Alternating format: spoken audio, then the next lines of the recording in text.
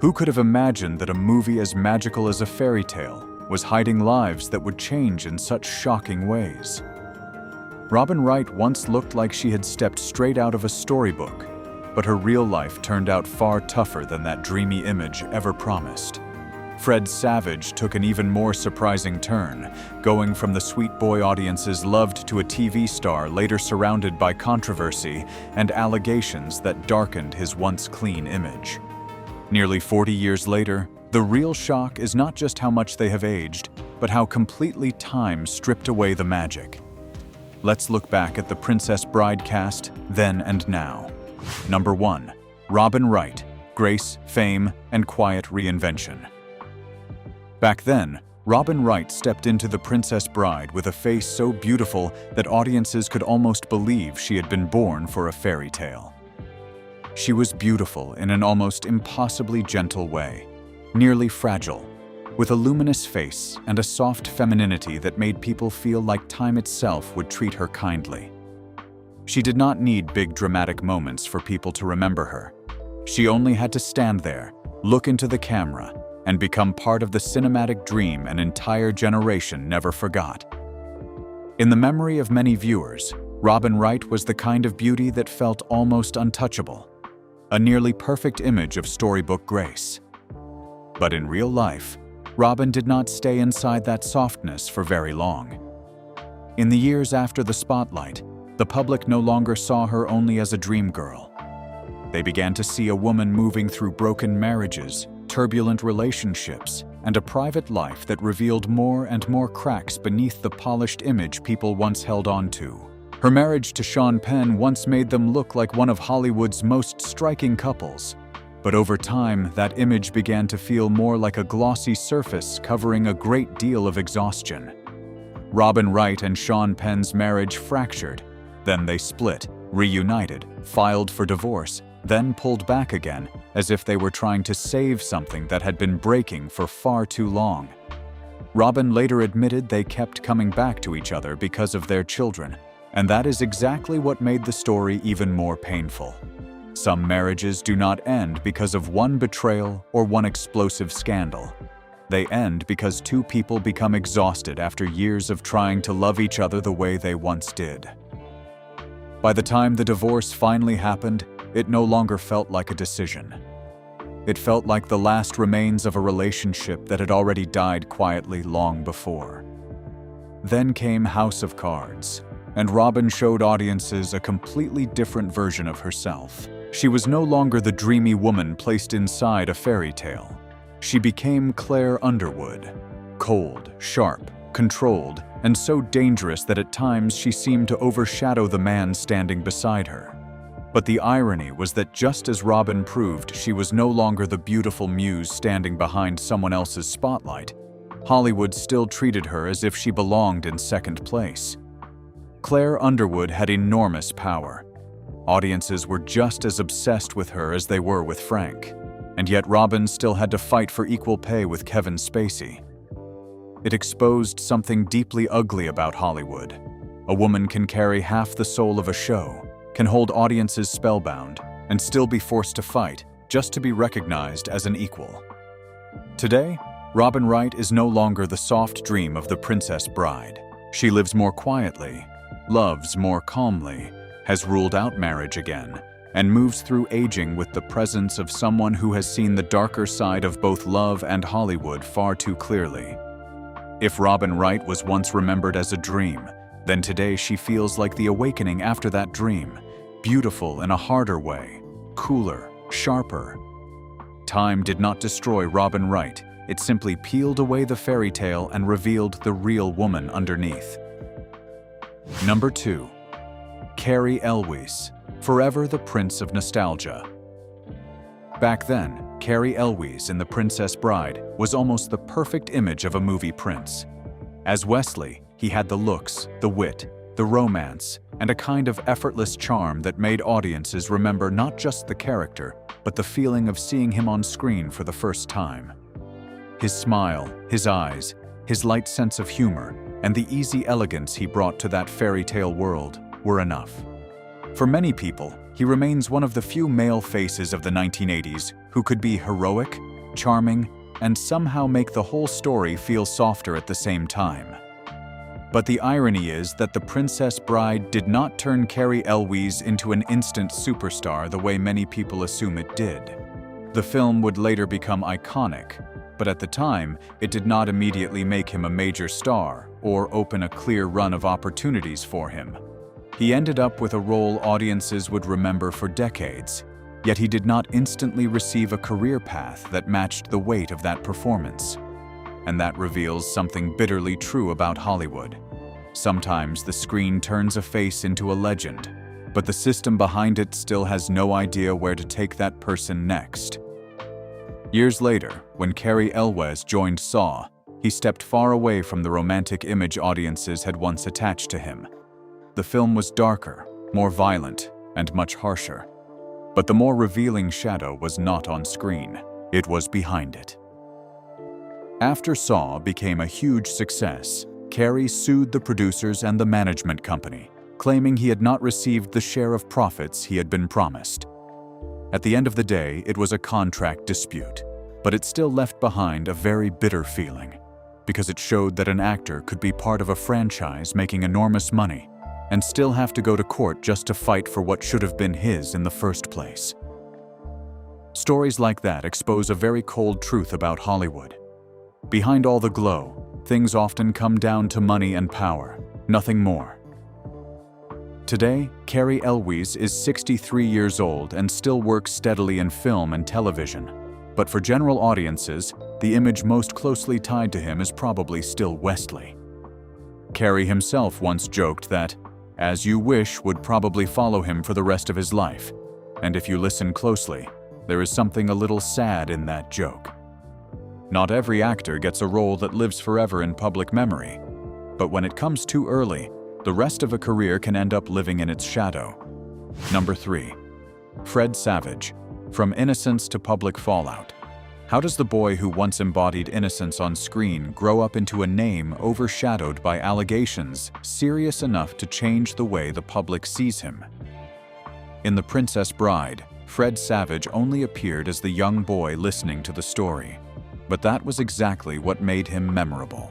His small face, that look in his eyes that felt both stubborn and soft, and the way he reacted to the story gave the whole film a layer of emotion that felt warm and familiar. Not long after that, The Wonder Years turned Fred into one of America's most iconic child stars, earning Emmy and Golden Globe nominations at a very young age. Back then, Fred was not just a popular child actor, he was almost a fixed image of youth, decency, and the kind of clean-cut innocence audiences wanted to believe was real. What made Fred Savage's story so difficult to shake off was not one passing rumor, but the way accusations kept resurfacing at different points in his life, making that once clean image harder and harder to preserve. While The Wonder Years was still a cherished memory for audiences, there was already a sexual harassment lawsuit filed by a costume designer. Years later, during The Grinder, his name surfaced again in complaints about inappropriate behavior and what was described as a toxic work environment. But the biggest shock came in 2022. Fred was removed from the reboot of The Wonder Years after an investigation into misconduct. After that, several women from the crew spoke out, describing someone very different from the innocent boy audiences once remembered. Comments that crossed the line, behavior that made others uncomfortable, and actions they felt could no longer be brushed aside. Fred denied many of the details, but by then, the problem was no longer just one allegation standing alone. When the same kind of darkness keeps circling the same name over many years, the public stops seeing it as a misunderstanding and starts seeing it as a pattern. What makes Fred Savage's story more disturbing is that he did not just disappoint people as a celebrity. He shook an image audiences once believed was genuinely clean. Fred had been loved too early, too much, and for too long as the face of a decent, safe, almost spotless boyhood. That is why, as the accusations grew heavier, this stopped feeling like just another star caught in scandal. It felt more like the public was watching one of its childhood memories crack right in front of them. And that is what makes the story hit harder. It is not only that Fred Savage changed, but that his change forced people to reconsider the trust they had once placed in such a familiar face. Today, Fred Savage is 49 years old and lives much more quietly than he did in his years at the center of the spotlight. After the controversies that erupted in 2022, he largely stepped away from public attention, made only a very limited return on screen, and then moved in a surprisingly different direction, working in the world of watch appraisal. He still lives in Los Angeles with his wife and 3 children, but his public image is no longer what it once was. Fred is no longer the boy audiences look at and remember as innocence and safety. Now he feels like a bitter reminder that time does not just make a person older. Sometimes it strips away the very image people once trusted most. Number 4. Mandy Patinkin. The man behind the vow. Perhaps the most haunting thing about Mandy Patinkin is that the role that made him unforgettable was fueled by a pain that was deeply real and deeply human. When he delivered that revenge speech that became legendary in The Princess Bride, Mandy was not simply playing a son who had lost his father. He was reaching into his own grief, and that is why Inigo Montoya never felt like an ordinary fairy tale hero. There was nothing glossy or instantly charming about him. What audiences remembered more was that look in his eyes, that voice, and the feeling that behind every word was a wound that had never fully healed. What made Mandy Patinkin stand apart was that he never chased attention just to keep his name alive. As the years went on, it became clear that he was the kind of actor who felt the emotional cost of the work very deeply. Mandy remained respected on stage, in film and on television, especially with Homeland. But he also spoke very openly about how his time on Criminal Minds damaged his soul. It sounds simple when put that way, but it says a great deal about the kind of person he is. He was never the type to stay inside the darkness of a role just to remain famous. At a certain point, Mandy chose to pull himself out of that world, as if he understood that some kinds of success, if held onto for too long, stop costing you professionally and start costing you personally. At 73, Mandy Patinkin no longer carries the sharp edge Inigo once had. He has grown older, slower, gentler, but also far deeper. If Inigo Montoya once felt like the unforgettable vow of youth, then Mandy Patinkin today feels more like the human being behind that vow. Quieter, sadder, and perhaps even more unforgettable. Number 5. Andre the Giant. A gentle giant's tragic fate. In The Princess Bride, Andre the Giant appeared as Fezzik, enormous yet gentle, clumsy yet warm, the kind of presence that made people feel safe instead of afraid. The moment he stepped into the frame, the whole film seemed to take on a kinder heartbeat. Audiences remembered Andre not just because he was so physically massive, but because in the middle of such a colorful fairy tale world, he brought something unexpectedly real, as if inside that impossible body was still a man who was deeply kind and genuinely lovable. But in real life, Andre's story was far darker. The very body that turned him into a legend was also the thing wearing him down day by day. Andre lived with acromegaly, a condition that caused his body to keep growing abnormally, bringing constant pain and enormous strain on his bones, joints, heart, and even his ability to move. That pain was so severe that he became known for drinking unbelievable amounts of alcohol, not as some funny legend, but as the way a giant man tried to numb his own body. And that is the bitterest part of Andre's story. People saw him as a spectacle, a phenomenon, the giant who could sell tickets just by walking into a room. But behind that image was a body that was failing fast and a man who lived in far more pain than audiences ever imagined. Andre died in 1993 at just 46 years old. Looking back now, the saddest part is not simply that he died too young, but that the whole world loved the legend, while so few truly saw the price he had to pay to become one. Number 6. Billy Crystal, laughter, loss, and lasting stardom. Billy Crystal does not appear in The Princess Bride for very long, but even that brief moment was enough to make Miracle Max one of the most unforgettable pieces of the film. There was something lively about him, something slyly funny, and a kind of energy that could light up even a short scene instantly. Billy was not the center of the story, but he was the kind of performer who could walk in and leave a mark that lasted. Audiences remembered him because the laughter came so fast and so perfectly timed, as if he had been born to soften the heaviest moments on screen. But Billy Crystal's secret may have been hidden in that very gift. The more easily he made other people laugh, the more he revealed an old truth show business has always tried to hide. The funniest people are not always the lightest at heart. Billy moved through Hollywood as a comedy legend, commanding the stage, film, and television for decades.